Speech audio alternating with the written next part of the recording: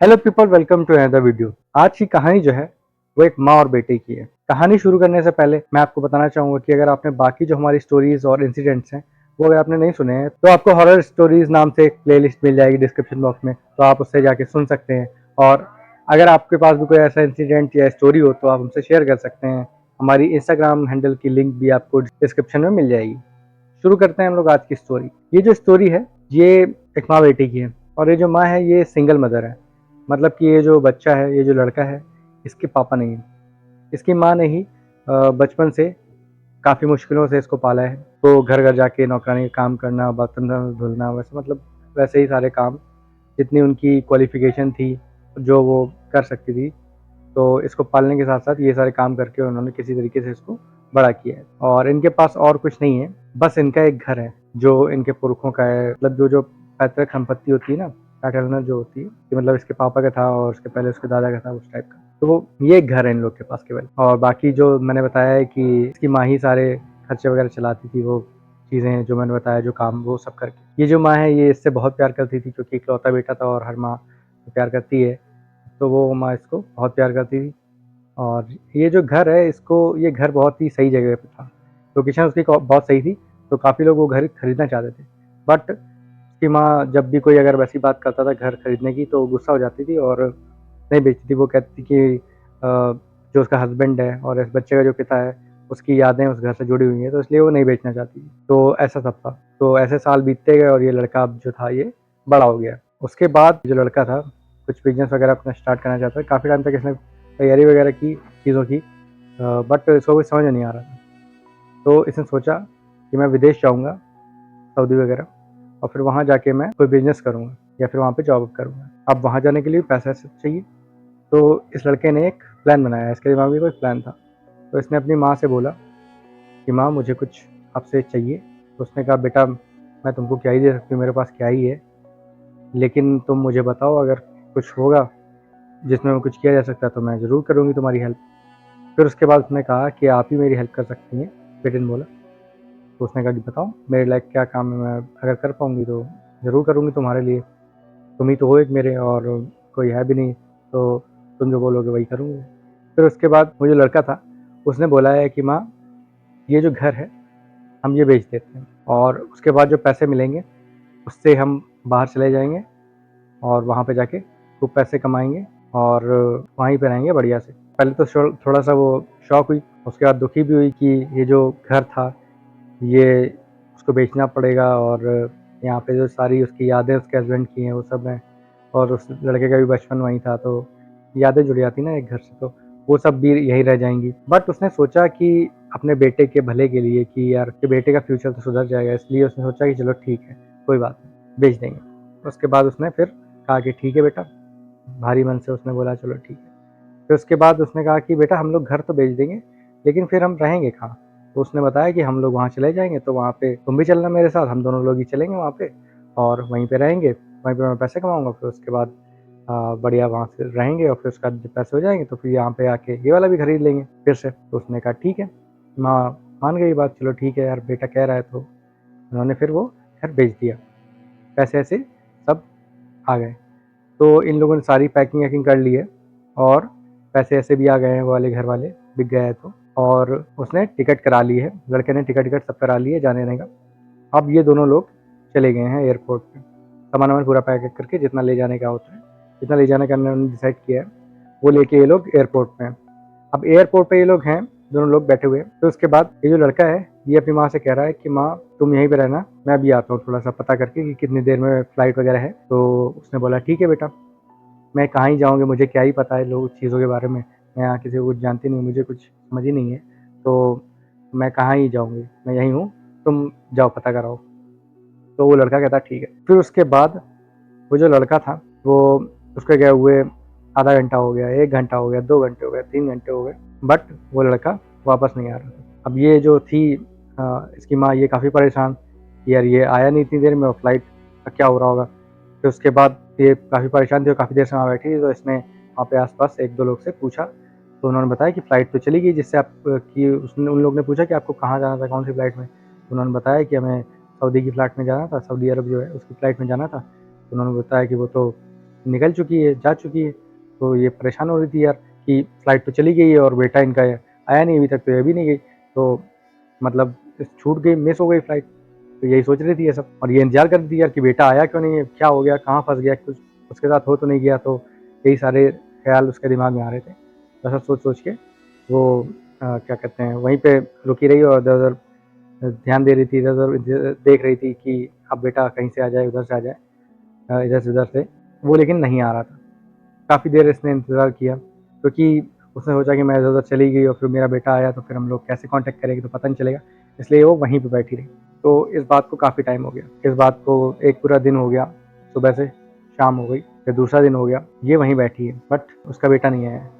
तो वहीं पे एयरपोर्ट में जो वहाँ के स्टाफ वगैरह होते हैं, तो उन्होंने बोला इससे कि माँ जी आप तो यहीं पे हैं कल से और आप घर चले जाइए। का बेटा भी, अगर उसने उन्होंने उसको पूरी बात बताई कि मेरा बेटा गया हुआ, मैं कह घर कैसे चली जाऊँ, मेरा बेटा गया हुआ है और वो आएगा, मैं यहाँ नहीं मिलूँगी तो कैसे क्या होगा, ऐसा सब बोला। तो उन लोग ने फिर उसको कहा कि आप घर जाइए। तो उसने बताया कि हमने घर बेच दिया है और घर आ ही नहीं हमारे पास, कहाँ ही जाएँगे, मेरे पास घर वापस जाने के भी पैसे नहीं, किराएदार भी नहीं, और हमारा बेटा जब आएगा तो यहीं पे तो आएगा ना, और फिर बेटों के बगैर हम कहाँ ही जाएँगे। तो यही सब उसने उसको बोला उन लोगों को। उन लोग ने कहा चलो ठीक है। फिर उसके बाद 1-2 दिन और बीते, तो वहीं पे ही रही।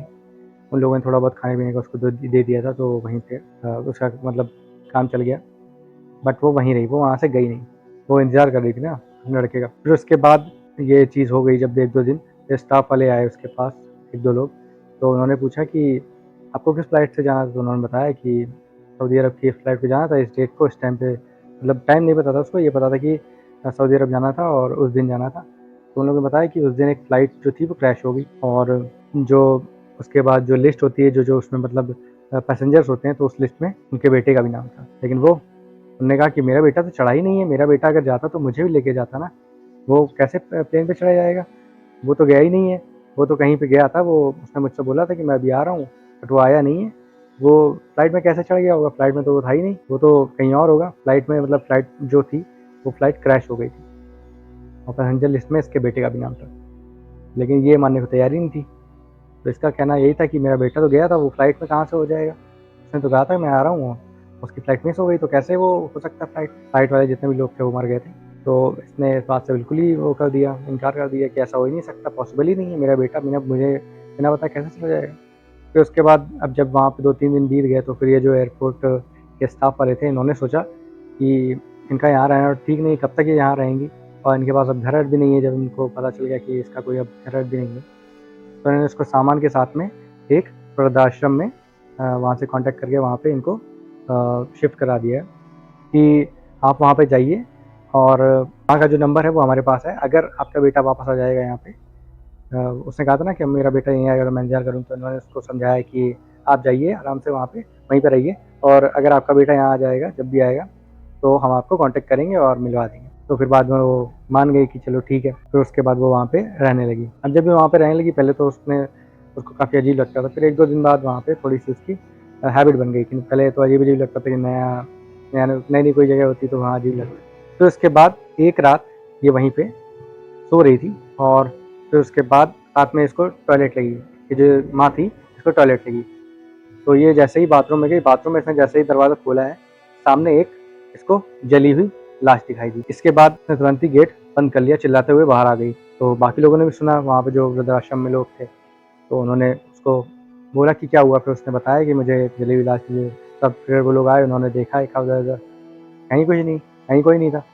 तो उन लोगों ने कहा कि माताजी आपको वहम हुआ होगा, कोई यहाँ पे नहीं है, ऐसी कोई चीज़ नहीं है यहाँ पे, आपका भ्रम होगा, आप थक गई होंगी, इसलिए आप मन में सोच रही हैं चीज़ें, इसीलिए ये आपका भ्रम होगा और ऐसा कुछ नहीं है।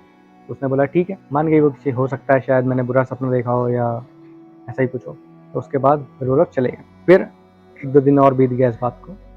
फिर उसके बाद फिर से उसको एहसास हुआ कि उसको कोई बुला रहा है, उसको कोई माँ करके बुला रहा है।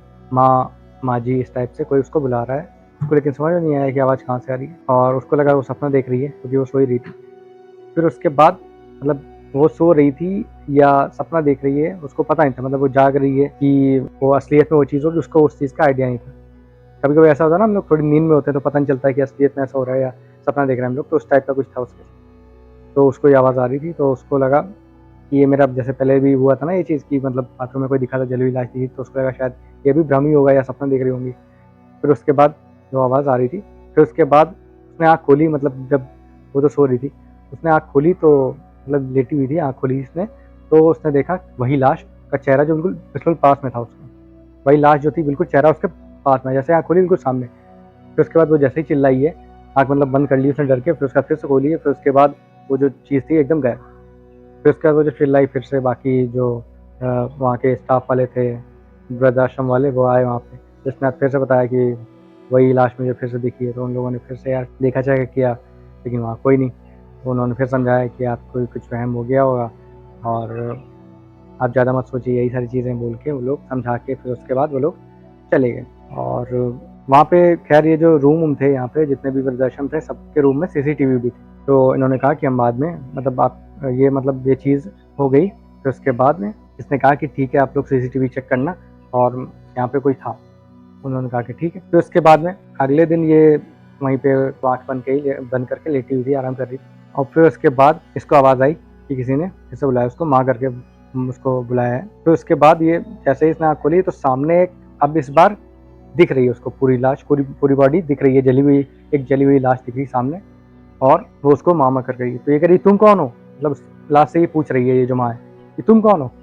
तो उसने कहा कि तूने मुझे नहीं पहचाना। वो कहती नहीं, तू कौन है। फिर उसके बाद जो लाश थी उसने रिप्लाई किया कि मैं तेरा बेटा हूँ। बेटे का कुछ नाम भी था तो उसने उसका नाम बताया कि मैं वो हूँ। पर माँ ने कहा कि तू तू कैसे हो सकता है, मेरा बेटा तो उस दिन गया था, फिर उसके बाद वो वापस नहीं आया। फिर उसके बाद वो जो लाश थी उसने बताना शुरू किया। उसने कहा कि मैं ही हूँ, मैं बदनसीब तेरा बेटा हूँ। उसने कहा कि तू तेरी ये हालत कैसे हुई। फिर माँ ने वो जो था जली हुई लाश थी उसको टच किया, मतलब इस हालत में भी था, लेकिन जो उसकी माँ थी वो तो उसका तो माँ का ही दिल था ना, फिर भी उसने उसको टच किया, उसके फेस पे हाथ फेरा, और फिर उसके बाद उसने पूछा कि बेटा तेरी हालत ये कैसे हो गई। बिल्कुल मतलब बॉडी बहुत ज़्यादा बर्न थी और मवाद निकल रहा था, वो सारी चीज़ें मतलब बहुत ही गंदी हालत में था। बट माँ ने उसको फिर भी उसी हालत में टच किया, उसका हाथ फेरा उसके सर पे और फेसेस पे कि बेटा तू तेरे साथ ये सब कैसे हो गया और तेरी हालत कैसे हो गई। तो फिर उसके बाद उसने बताया, कहता है कि माँ मैंने ये सोचा था कि मैं तुझे वहाँ पे एयरपोर्ट पे छोड़ दूंगा, और मैंने टिकट सिर्फ अपनी ही कराई थी। मैं तुझे यहाँ पे छोड़ के जा रहा था अकेला ही दुबई में, बट जैसे ही वो फ्लाइट टेक ऑफ हुई आगे जाके उसका क्रैश हो गया और जितने भी लोग थे वो सब मर गए। मुझे मेरे कर्मों की सज़ा मिल गई, जो मैंने किया था। तूने मुझे पाल पोस के इतना बड़ा किया अकेले ही, इतनी मेहनत करके, और तू मुझसे इतना प्यार करती थी मेरे लिए, तूने इतना सब कुछ किया और मैं तेरे साथ ये करने वाला था कि भगवान ने मुझे तुरंत सज़ा दी और मेरे साथ ये हो गया। अब मरने के बाद भी मेरी आत्मा को शांति नहीं मिल रही है, क्योंकि मैंने बहुत बड़ा पाप किया है। जब तक तू मुझे माफ़ नहीं करेगी तब तक मुझे शांति नहीं मिलेगी, मेरी आत्मा ऐसे ही भटकती रहेगी। तू बोल दे कि तूने मुझे माफ़ कर दिया। हालांकि मेरा जो काम है, जो मैंने किया है, वो माफ़ी के काबिल नहीं है, बट तू मुझे माफ़ कर दे। ऐसा सब उस आत्मा जो लाश थी उसने बोला है, जो जली हुई लाश थी। ये जो माँ थी वो काफ़ी रो रही थी, काफ़ी दुख हुआ था उसे ये सब चीज़ें जान के। सबसे ज़्यादा उसे दुख इस बात का हुआ था कि उसका बेटा भी इस दुनिया में नहीं है और उसकी ये हालत है। तो उसकी माँ ने फिर से उसको बोला कि ठीक है बेटा, तूने जो किया तूने तो कर दिया, बट मैं तुझे माफ़ करती हूँ, जा तेरी आत्मा को शांति मिले, ऐसा बोल दिया उसने, माँ ने। फिर उसके बाद थोड़ी देर बाद वो जो आत्मा थी, वो जो जली हुई लाश थी, वहाँ से गायब हो गई। अब ये जो माँ है, ये जो औरत है, ये जब पहले इसने देखा था जब, तो ये चिल्लाई थी, मतलब ये जो लाश को देखा था तो तब ये चिल्लाई थी। तब ये जो बातचीत हो रही है, इतनी देर जितनी देर बातचीत हुई, बाहर वाले जो लोग हैं, दरवाजा इसका मतलब बंद था ना, तो बाहर वाले लोग इतनी देर से पूछने की कोशिश कर रहे थे, दरवाजा खटखटा रहे थे, लेकिन ये इधर बातचीत में लगी हुई थी, इसलिए इसने दरवाजे पर ध्यान नहीं दिया। अब इसने जाके दरवाज़ा खोला है और फिर उसके बाद इन लोग को चीज़ बताई है कि ये सब मेरा वहम था। ये नहीं चाहती थी कि किसी को मैं बताऊं कि मेरे बेटे ने मेरे साथ ये किया है या उसने पाप किया, या अपने बेटे को बुरा नहीं बनाना चाहती। ये चीज़ें इसने बताई हैं कि मेरा वहम था ये शायद, और मुझे वहम ही होगा, पहले भी जो चीज़ें दिख रही थी मुझे वो सब भी शायद मेरा वहम ही था। तो इसके बाद ये आ गई है, अपने बिस्तर पर लेट गई है आराम करने के लिए। अब उसी वो जो वृद्धाश्रम था, वृद्धाश्रम का जो बाकी स्टाफ था, उन लोगों ने सीसीटीवी चेक करी कि अम्मा ने बोला था पहले भी कि कोई दिखा है, और 2-3 बार हो चुकी है ये चीज़ें, तो चेक करते हैं। तो उन लोगों ने जब उसके रूम की सीसीटीवी चेक की, तो उसने जैसा बताया था ना पहले कि उसने एक जली हुई लाश जैसे किसी आदमी को देखा है, वैसी ही लाश एक कमरे में दिख रही है साफ साफ सीसीटीवी में, जो उससे बात कर रही है। मतलब ये जो तीसरे दिन, ये जो लास्ट टाइम सबसे लास्ट में इन लोग की बातचीत हुई है, तो बातचीत तो नहीं रिकॉर्ड हो पाई, मतलब बातचीत की आवाज़ नहीं आ रही है, लेकिन वीडियो में साफ दिख रहा है कि एक जली हुई लाश है और वो इससे बातचीत हो रही है इसकी। तो ये जो इस वृद्धाश्रम के लोग थे, इनको पता चल गया कि ये कुछ हुआ है, कुछ तो बात है, लेकिन वो जो माँ थी उसने किसी को बताया नहीं।